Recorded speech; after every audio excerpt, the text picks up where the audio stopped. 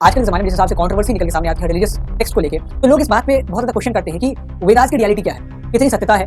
न केवल वेदास में बल्कि उपनिषदों में, बल्कि पुराणों में, बल्कि जितने भी ब्राह्मणास क्रिएट किए गए हैं, स्मृतिज बनाई गई हैं, धर्मसूत्र बनाया गया, धर्मशास्त्र बनाए गए हैं, इनको हम किस तरीके से रिलायबल इन पे हो सकते हैं, कितना हम इन पर रिलाई कर सकते हैं, कितना किस एक्सटेंट तक हमें इन पर भरोसा करना चाहिए, किस एक्सटेंट तक इनमें सत्यता है। ये सारी चीज़ें फेक है, एंड अगर फेक है तो क्यों हम इसे यूज़ करते हैं, सारी चीज़ों का इस वीडियो में निराकरण किया जाएगा।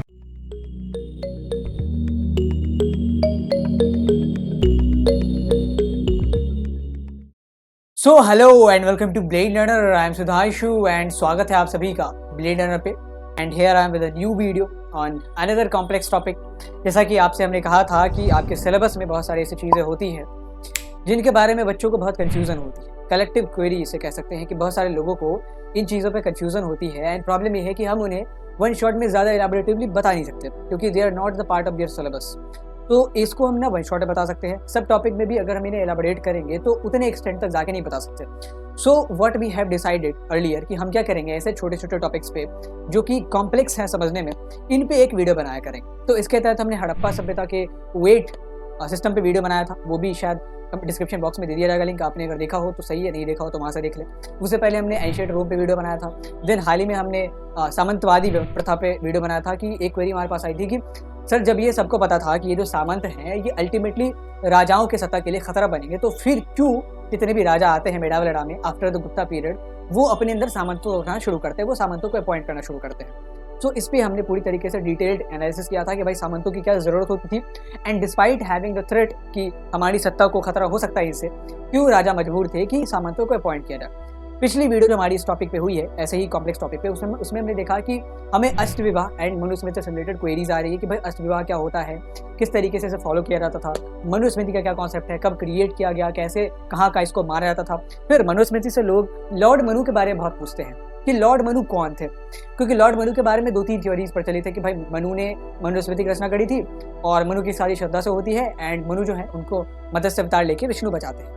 तो हमने बताया आपको कि अभी तक बहुत सारे मनु आए हैं, एंड जिन मनु की आप बात करते हैं जिनकी शादी श्रद्धा से हुई थी एंड जिनको मत्स्य अवतार करके विष्णु बचाते हैं, वो 7th मनु थे। लेकिन जिन्होंने मनुस्मृति को रचित किया था, जिन्होंने मनुस्मृति को क्रिएट किया था, वो हमारे फर्स्ट मनु थे, स्वयंभू मनु। ये सारी चीज़ें हमने पिछले वीडियो तक देख ली थी। अगर आपने इन सब वीडियो को नहीं देखा है तो डिस्क्रिप्शन बॉक्स में हमने सारी वीडियो को टाइटल से लिंक डाल दिया है, आप वहाँ पे जाके देख सकते हैं। आज की वीडियो किस पे होने वाली है? आज की वीडियो में थोड़े से और कॉम्प्लेक्स टॉपिक पे बात करेंगे। और ऐसा टॉपिक बेसिकली ये है कि जब हमने इन सारे टॉपिक्स पे वीडियो बनाना शुरू करा, चाहे वो अष्ट विवाह हो, मनुस्मृति हो, लॉर्ड मनु के बारे में हो, हड़प्पन सिविलाइजेशन के बारे में हो, देन वी डिसाइडेड कि when we were studying the chapters, जब हम चैप्टर्स को पढ़ रहे थे एंड रिसर्च कर रहे थे, तो हमारे साथ भी ये प्रॉब्लम हुई थी एंड बहुत बच्चों के साथ ये प्रॉब्लम होती है कि आजकल के ज़माने में जिस हिसाब से कंट्रोवर्सी निकल के सामने आती है रिलीजियस टेक्स्ट को लेके, तो लोग इस बात पे बहुत ज़्यादा क्वेश्चन करते हैं कि वेदास की रियलिटी क्या है, कितनी सत्यता है। न केवल वेदास में बल्कि उपनिषदों में, बल्कि पुराणों में, बल्कि जितने भी ब्राह्मणास क्रिएट किए गए हैं, स्मृतिज बनाई गई हैं, धर्मसूत्र बनाए गए, धर्मशास्त्र बनाए गए हैं, इनको हम किस तरीके से रिलायबल इन पे हो सकते हैं, कितना हम इन पर रिलाई कर सकते हैं, कितना किस एक्सटेंट तक हमें इन पे भरोसा करना चाहिए, किस एक्सटेंट तक इनमें सत्यता है। तो इस चीज़ को हम लोग देखेंगे। इनमें कुछ सत्य चीज़ें लिखी भी गई हैं या नहीं लिखी गई हैं, ये सारी चीज़ें फेक है, एंड अगर फेक है तो क्यों हम इसे यूज़ करते हैं, सारी चीज़ों का इस वीडियो में निराकरण किया जाएगा। तो अभी तक आपने अगर इस चैनल को सब्सक्राइब नहीं करा, then make sure that you hit the subscribe button, because ऐसी वीडियो और लाते रहते हैं। सो शुरुआत करते हैं सबसे बेसिक कॉन्सेप्ट से कि is there any truth behind these religious text, and I am here confining my subject matter over the religious text only. जो हमारे वेदास है, उपनिषद है, इनके बारे में बात की जाएगी। अब इनके अलावा जो टेक्स्ट है हमारे अभिज्ञान शाकुंतलम या चाणक्य द्वारा रचित चाणक्य नीति या अर्थशास्त्र, उनके ऊपर हम नहीं डिस्कशन करने वाले क्योंकि they are not the part of our religious text. अब बात आती है कि इन रिलीजियस टेक्स्ट को कितने हम रिलायबल मान सकते हैं एंड कितना इन पर भरोसा कर सकते हैं, कितनी सत्यता है इसमें। क्योंकि हुआ क्या है ना, पिछले कुछ दशकों से एंड आज़ादी के बाद से जिस हिसाब से जो रिफॉर्म शुरू हुआ है महिलाओं को लेके, लोअर कास्ट के लोगों को लेके, तो वहाँ से एक टेक्स्ट बुक जो है, एक रिलीजियस टेक्स्ट, उसको बहुत टारगेट किया जा रहा है लगातार, दैट इज़ मनुस्मृति। कहा यह जाता है कि मनुस्मृति में महिलाओं को लेके एंड दलितों को लेके, जो लोअर कास्ट के लोग होते हैं, शूद्रों को लेके बहुत ख़राब चीज़ें लिखी गई है, उनको डिमीनिंग करने वाली चीज़ें लिखी गई है। इसके काउंटर आर्ग्यूमेंट भी है। मैंने आपको बताया था कि ऐसा माना जाता है कि जो ओरिजिनल मनुस्मृति की कॉपी थी, जिसको खुद फर्स्ट मनु ने क्रिएट करा था, वो कॉपी लिखित में तो है नहीं, नैरेटिव ओरली आई थी वो। एंड जब 6th सेंचुरी BC के बाद ब्राह्मणों ने उसको कंपाइल करना शुरू करा, तो they found it very difficult कि हम सारी चीज़ों को कंपाइल कर पाए। तो उन्होंने बहुत सी बढ़िया चीज़ें छोड़ भी दी होंगी और बहुत सारी खराब चीज़ों को उन्होंने कंटिन्यू भी करा होगा। तो प्रोबेबली इसीलिए मनुस्मृति जो कि आज से मिलियंस ऑफ ईयर को लिखा गया था, उसका हम ओरिजिनल कॉपी प्रोबेबली कह सकते हैं कि अभी हमारे पास नहीं है। अभी हमारे पास जो भी है that is the human record. Human record मतलब ब्राह्मणों ने 6th सेंचुरी BC के बाद जो भी चीज़ें लिखी उनको हम मनुस्मृति के रूप में, जो भी चीज़ें लिखी मनुस्मृति के टाइटल के अंदर जो भी चीज़ें कंपाइल करी उनको हम मनुस्मृति मानते हैं। ह्यूमन रिकॉर्ड्स के ऊपर भी चर्चा करेंगे, मनुस्मृति के ऊपर भी चर्चा करेंगे, इसकी सत्यता के ऊपर भी चर्चा करेंगे। अब हमारे बेसिक कॉन्सेप्ट से शुरू करते हैं कि भाई अगर हमें इस बात को चेक करना है कि किसी रिलीजियस टेक्स्ट में कितनी सत्यता है और कितनी असत्यता है, कितना हम उस पर रिलाई कर सकते हैं एंड कितना उस पर भरोसा करना चाहिए, तो हमें किन चीज़ों का ध्यान रखना चाहिए। यहाँ पे बेसिकली आपको कुछ नहीं करना है, आपको बस 2 टर्मिनोलॉजीज को जानना है। आपने अगर 2 टर्म्स को जान लिया तो you will be able to bifurcate between the text whom you can rely more और text whom you should doubt more, कि आपको जिसको डाउट ज़्यादा करना चाहिए। आई एम नॉट सेइंग कि जिसको डाउट करना चाहिए वो टेक्स्ट गलत है, उसमें कोई गलत बातें लिखी गई है। Again this is a disclaimer कि जो भी चीज़ें यहाँ कही जा रही है उनमें कहीं भी ये क्लेम नहीं किया जा रहा कि फलाना बुक में ये चीज़ें गलत लिखी हुई है, चिलाना बुक में ये चीज़ें गलत लिखी हुई है। क्यों नहीं आई एम क्लेमिंग कि ये चीज़ गलत है, उसका जवाब आपको आगे मिलेगा। So basically those 2 terms are, एक हमारा श्रुति होता है, एक Smriti. Shruti and Smriti, these are not the name of girls, ये लड़कियों के नाम नहीं है, दीज आर टर्मिनोलॉजीज, ये टर्म्स हैं। अब इनका मतलब क्या होता है, what do we mean by Shruti and what do we mean by Smriti, and इनका क्या लेना देना है हमारे वेदास से, उपनिषद से, वेदांगा से, धर्मसूत्रा से, धर्मशास्त्रों से, मनुस्मृति से, नारद स्मृति से, जितनी भी चीज़ें हम पढ़ते हैं, रामायण महाभारत पुराण, इनसे श्रुति और स्मृति नाम के टर्म का क्या लेना देना है। So basically the story is, Shruti से शुरुआत करते हैं। श्रुति का मतलब क्या होता है, the one which is heard, the one which is heard, ऐसी चीज जिसे हम सुनते हैं। तो श्रुति के अंदर जो प्रोविजन है, जैसे वेदास के बारे में हमने जब आपको पढ़ाया था, आपके सिलेबस में तो नहीं था वैदिक पीरियड, लेकिन जब हमने Kings farmers and towns chapter को कवर करा तो वी मेक श्योर कि आपकी जितनी भी क्वेरीज हैं उनको हम एक ही वीडियो में सॉल्व कर सके। तो आपके लिए इसके लिए जरूरी था कि वैदिक पीरियड को पढ़ा दिया जाए, क्योंकि हम सीधे का हड़प्पा सिविलाइजेशन से महाजनपद पे जंप करेंगे तो बीच का जो 1500 सालों का पीरियड है उसको तो फिर खाना पड़ेगा। तो इसलिए वैदिक पीरियड को हमने पढ़ाया था, तो वहाँ पे देखा था कि वेदास को कंपोज किया जा रहा, एंड वेदास कैसे एक बार तो कंपोज किए गए, उसके बाद वेदास कैसे ट्रांसफर होते थे जनरेशन टू जनरेशन, लोग उसके बारे में बोलते थे, गुरु अपने शिष्यों को बताते थे, एंड शिष्य फिर जब गुरु बनते थे, आचार्य बनते थे, तो वो अपने शिष्यों को बताते थे। ऐसे ही जनरेशन टू जनरेशन ये ओरली ट्रांसमिट होता गया, ट्रांसफर होता गया। This is Shruti. Shruti is the thing that we heard, the one which is heard, and जो भी चीज़ें श्रुति के फॉर्म में क्रिएट करी गई थी वो according to Hinduism, according to Sanatan Dharma are unquestionable. उन पे आप सवाल नहीं उठा सकते, उन पे आप डाउट नहीं कर सकते। The one which was created और विच वॉज ट्रांसमिटेड थ्रू श्रुति, यानी कि हमने आपको कहा, आपने सुना, एंड अब कंपाइल ही कर रहा है, note you are not making mistake by compiling, क्योंकि आपका काम ही है, आपने सुना, एंड आप जब आचार्य बनेंगे तो आपको सामने वाले को समझाना है, आपको ना केवल ब्राह्मणों को समझाना बल्कि क्षत्रियों को भी समझाना कि भाई सामवेद में किस तरीके से म्यूजिक के बारे में लिखा गया है, अथर्ववेद में किस तरीके से जादू टोना के बारे में बताया गया, ठीक है। तो ये सारी चीज़ें आपको बतानी है। तो that is to be done orally only, ये मौखिक रूप से ही होने वाला था। तो जितनी भी चीज़ें हम श्रुति वर्जन में देखते हैं, the one which was meant to be heard, इसको डिवाइन ओरिजिन से साथ कनेक्ट किया गया। जैसे वेदा की बात करें तो उसके ओरिजिन को क्लेम किया गया कि इट इज़ डिवाइन, ये सीधे ब्रह्म से आए हैं, हमारे परमेश्वर से आए हैं, द अल्टीमेट रियलिटी। तो श्रुति लिटरेचर के अंदर जितनी भी चीज़ें आ गई, इनमें पहले आएंगे क्या क्या उनको आपको जानना है। वेदास आएंगे, जितने भी 4 वेद आए हैं वो सारे श्रुति लिटरेचर के अंदर आते हैं। क्यों? क्योंकि वेदास के ओरिजिन को डिविनिटी से कनेक्ट किया गया है, ऐसा माना गया है कि ये सीधे परम पिता परमेश्वर से आए हैं, ठीक है। तो Vedas are to be considered of divine origin, and इनको हम लोग श्रुति लिटरेचर के अंदर रखते हैं। तो Vedas are according to the Hinduism, according to the Sanatan Dharma are unquestionable, इन पे आप सवाल नहीं उठा सकते। इसमें जो भी चीज़ें लिखी गई हैं वो पत्थर की लकीर है, वो सदियों जन्मांतरों तक ये बदली नहीं जाएंगी। तो this is basically the concept of Shruti literature, and इसके अंदर आएंगे क्या क्या 4 वेदास, एंड वेदास के जो 4 डिवीजन होते थे, हर एक वेदा को 4 डिवीजन में हमने बांटा था, 4 सब कैटेगरी होती थी, एक ब्रह्मनास होते थे, एक अरण्यकास होते थे, एक संहितास होते थे, एंड एक उपनिषद। टोटल को मिला के 108 उपनिषद है। तो ये जितने भी वेदास, 4 वेदास, एंड उसके बाद ब्रह्मनास, अरण्यकास, संहितास एंड उपनिषद, ये सब आएंगे हमारे श्रुति लिटरेचर में। तो Shruti literature are the text whom you should rely more। वैसा नहीं कि 100% इस पर रिलाई करना है, अगेन आपको अपना दिमाग यूज़ करना है। You have your mind inside your skull, आपके माइंड और आपके ब्रेन में डिफरेंस है। When we will launch the course on psychology, then we will learn क्या है कि ये जो ब्रेन है एंड जो माइंड है, they are not synonymous, they are different from each other. Brain is basically the physical structure that is inside your skull, and mind is the energy, the infinite energy that you are possessing inside your body. तो this is basically the concept. तो आपको अपने mind का इस्तेमाल करना है। आई am not saying कि अगर श्रुति लिटरेचर को ऐसा अनक्वेश्चनेबल माना गया है, इसको ऐसा माना गया कि ये पत्थर की लकीर है एंड कैनोनिकल टेस्ट है कि भाई ये चीज़ें कभी नहीं बदली जाएंगी, तो आपको सीधे आंख बंद करके वेदांत में जितनी भी चीज़ें लिखी गई है इनको मान लेना है। And I am not saying that to कि ये चीज़ें गलत हैं, आपको हमेशा डाउटफुल रहना, दैट मीन्स कि ये टेक्स्ट गलत है, इसमें गलत चीज़ें लिखी गई है, इसीलिए आपको ऐसा कहा जा रहा है। बिकॉज अगेन जो हमने कॉन्सेप्ट सीखा था मटेरियलिज्म में, वहाँ पे कारवाका क्या कहते हैं, कारवाका कहते हैं कि in order to attain maximum knowledge, क्योंकि नॉलेज के थ्रू हमें एनलाइटनमेंट मिलेगा, तो in order to attain the maximum knowledge we have to be sceptic, हमें हमेशा डाउटफुल रहना पड़ेगा। एंड जब तक हम डाउटफुल नहीं होंगे तब तक हम चीज़ों को जो फेस वैल्यू है सर शरीर उसे हम एक स्वीकारते रहेंगे, एंड जब तक उसे हम फेस वैल्यू पे स्वीकारते रहेंगे तब तक कब कहाँ से हमारे पास नॉलेज गैदर होगा। This is the concept. जब तक आप रिसर्च नहीं करेंगे, जब तक आप क्वेश्चन नहीं करेंगे, जब तक आप इनक्विजिटिव नहीं होंगे, उत्सुक नहीं होंगे, then you are not going to attain any kind of knowledge. इसलिए Shruti literature as compare to any other text, जितने भी टेक्स्ट के बारे में आगे चर्चा करेंगे, तो श्रुति लिटरेचर में आप ज़्यादा रिलायबल हो सकते हैं, क्योंकि उनको माना गया है they are originated from the divinity and इसको अनक्वेश्चनेबल माना गया है, इसको अनकरेक्टेबल माना गया कि इसमें किसी भी प्रकार का करेक्शन आगे चल के नहीं होगा। अब आगे बढ़ते हैं स्मृति के कॉन्सेप्ट में। श्रुति के बारे में तुमने जान लिया, श्रुति में आएंगे क्या क्या, वेदास, जितने भी 4 वेद हैं, ऋग्वेद, यजुर्वेद, सामवेद, अथर्ववेद, एंड उन 4 वेदों में जो हर एक वेद का 4 सब डिविजन है, हर एक वेद के 4 पार्ट होते हैं। एक हमारा आता है संहितास, एक आता है ब्रह्मणास, एक आता है अरण्यकास एंड एक आता है लास्ट उपनिषद। उपनिषद में क्या चीज़ें हैं, अरण्यकास में क्या चीज़ें हैं, ब्रह्मणास में क्या चीज़ें हैं, संहितास में क्या चीज़ें हैं, इस पे हमने वन शॉट वीडियो जो बनाया था किंग्स पार्ट वर्सेस टाउन्स का, उस पर बढ़िया से डिस्कशन करी थी, तो आप उसको देख लें, उसका लिंक हम लोग डिस्क्रिप्शन बॉक्स में प्रोवाइड करवा देंगे एंड वहाँ से आपको अच्छा अंदाजा लग जाएगा। नहीं तो इस पे भी वेदास के सब डिवीजन पे भी एक वीडियो बनाई जाएगी अगर आप कमेंट बॉक्स में डिमांड करेंगे तो। Now moving to the Smriti concept. Smriti क्या है and what do we mean by this terminology, and Smriti literature में कौन कौन सी चीज़ें आएंगी। जैसे श्रुति लिटरेचर में हमने देखा कि वेदास आते हैं, वेदास के 4 सब डिवीजन आते हैं, वैसे स्मृति लिटरेचर में कौन सी चीज़ें आएंगी।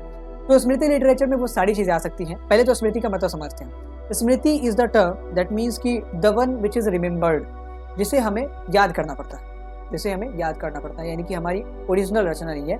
We are going to basically remember, and क्यों रिमेंबर रखते हैं, क्योंकि हमें इसे कंपाइल करना है। तो जैसे मनुस्मृति हो गया, या नारद स्मृति हो गया, या यज्ञवल्क स्मृति हो गया, विष्णु स्मृति हो गया, ये सारी चीज़ें हैं ऐसे टेक्स्ट जिनको याद रखा गया था इस मोटिव से कि आगे चल के इनको हमें कंपाइल करके एक टेक्स्ट के तौर पर तैयार करना है।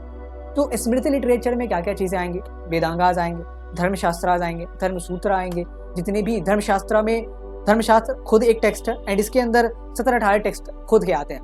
तो इन 17-18 टेक्स्टों में मनुस्मृति भी आते हैं, नारद स्मृति भी है, विष्णु स्मृति भी है, यज्ञवल्क स्मृति भी है। बेसिकली जितनी भी स्मृतिज है ना, वो सारी की सारी स्मृतिज धर्मशास्त्र में कंपाइल करके रख दी गई हैं। एंड मोस्टली जितनी भी स्मृतिज हैं वो लीगल मैटर पे, जुडिशियल मैटर पे, गाइडिंग प्रिंसिपल के तौर पे कैसे हम गवर्न करवाएं रूलर से, इस पे ज़्यादा जोर देती है।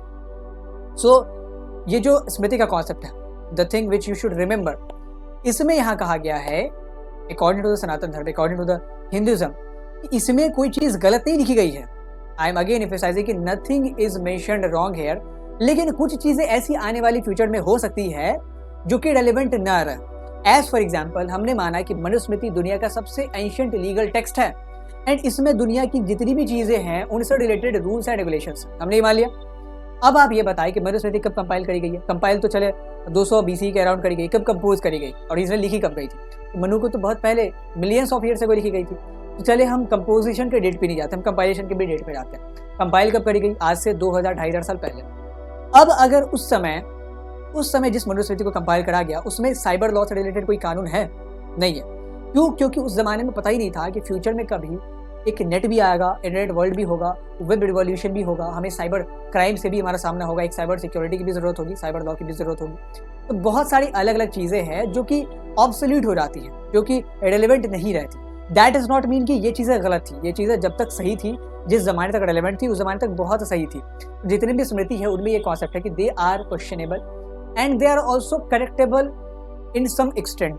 हमेशा नहीं, जब इनकी रेलेवेंस खत्म हो जाए तो हमें इनमें अमेंडमेंट कर देनी चाहिए। जब इनकी रेलेवेंस खत्म हो जाए तब हमें इन्हें अमेंडमेंट कर देनी चाहिए। दैट इज नॉट मीन कि इसमें जो चीज़ें लिखी गई थी गलत थी, वो सही थी एक स्पेसिफिक टाइम पीरियड के लिए। अब उस टाइम पीरियड का दौर जा चुका है तो अब हमें इसमें अमेंडमेंट करनी पड़ेगी। तो जितनी भी आप मनुस्मृति देखते हैं या धर्मशास्त्र देखते हैं या पुराणों को देखते हैं, ये सारी चीज़ें ह्यूमन रिकॉर्ड्स हैं, क्योंकि ओरिजिनली कहाँ से आई थी ये तो हमें नहीं पता। हमने अपने बड़े बुजुर्गों को सुना, फिर हमने अपने सक्सेसर्स को सुनाया एंड देन उनमें से किसी ने कंपाइल करा। तो जितने भी पुराण हैं वो भी ह्यूमन रिकॉर्ड्स हैं, जितने भी आप कह ले तो उपनिषद, सॉरी ये हमारे पास धर्मशास्त्र है वो भी ह्यूमन रिकॉर्ड्स हैं। तो जो ह्यूमन रिकॉर्ड्स होंगे उनमें बहुत सारे एरर तो होंगे ही होंगे, क्योंकि human is basically error, human is symbol of error. And जब एरर होंगे तो ऑब्वियसली इनको अमेंड करना तो जरूरी है। तो जितनी भी स्मृति लिटरेचर में चीज़ें आती है, इनमें ऐसा नहीं कि गलत चीज़ें लिखी गई हैं। बहुत सारी ऐसी चीज़ें हैं जो विद द टाइम वो अब्सोल्यूट हो जाती है, आप कह लो तो डिप्रिशिएट हो जाती है। तो हमें क्या करना चाहिए, इसको अमेंड कर देना चाहिए।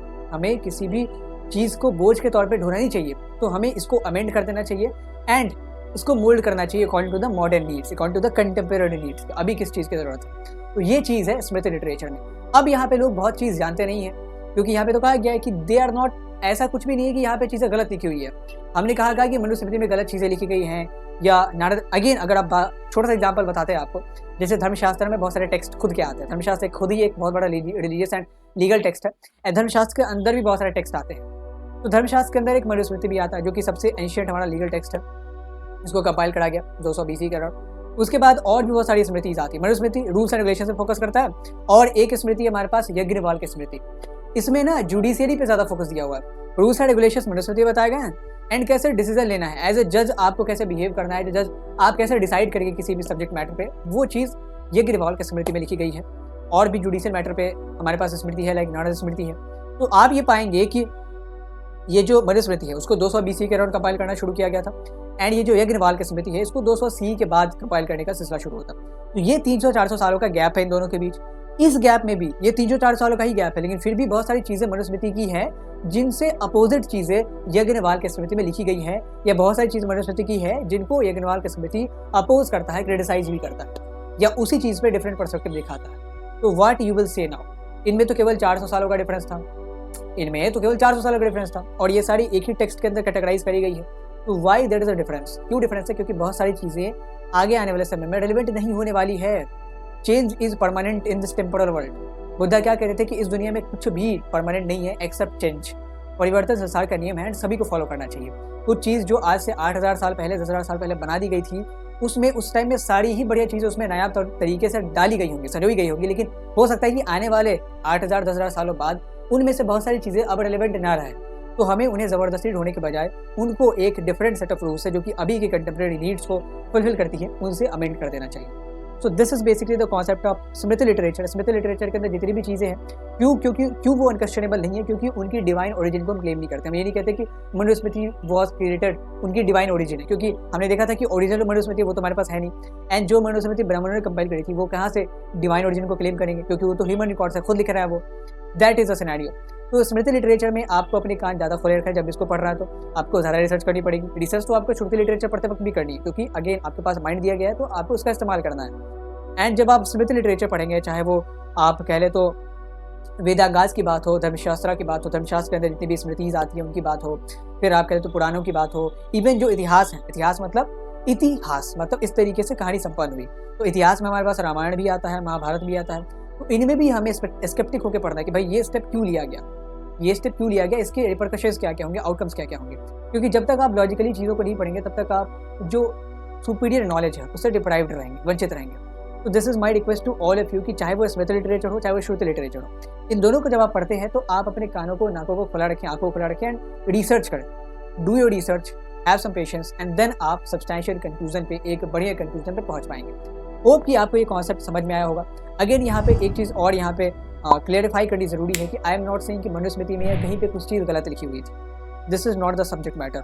जहाँ तक रिलायबिलिटी की बात है तो आप रिलाई कर सकते हैं, लेकिन आपको अपना दिमाग लगाना चाहिए।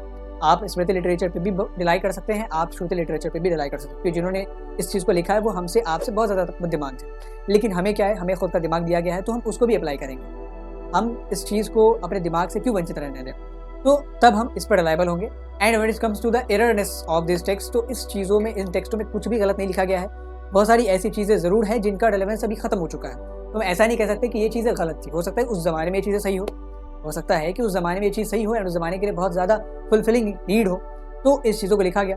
तो we should not claim anything as wrong. जो भी चीज़ आपके हिसाब से नहीं चली है, जो भी चीज़ आपके लिए गलत है, दैट इज नॉट मीन कि सभी के लिए वो गलत है। This is the common perception that people have कि अगर चीज़ें मेरे हिसाब से नहीं चलती है तो I will not participate in the work और I will claim the thing as wrong, कि वो गलत है, वो खराब है। तो ये चीज़ें आपको नहीं करनी है। While reading the text, while deciphering the text, while getting the knowledge, getting the meaning, आपको ये सब चीज़ें नहीं करनी है। Do your research, have patience and rock the field of knowledge.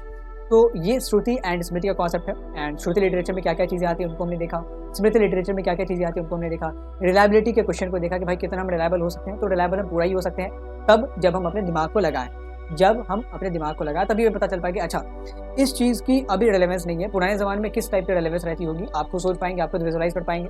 तो आप किसी भी टेक्स्ट को ना तो क्रिटिसाइज कर पाएंगे, ना ही उस लेवल का प्रेज कर पाएंगे, भक्त बन पाएंगे। This is the scenario.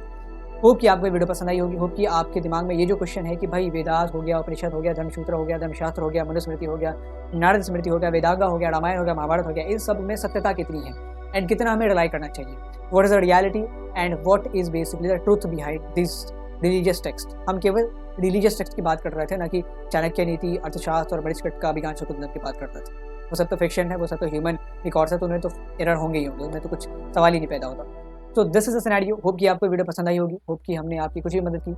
And if you have like the video, अगर आपको ये वीडियो पसंद आई है तो please press the like button and you can subscribe this channel too if you have not subscribed it. And if you find it worth sharing this content, if you find it worth sharing then please share it with your friends and उनको भी इस video का link भेजें जिनको history में खासा interest है।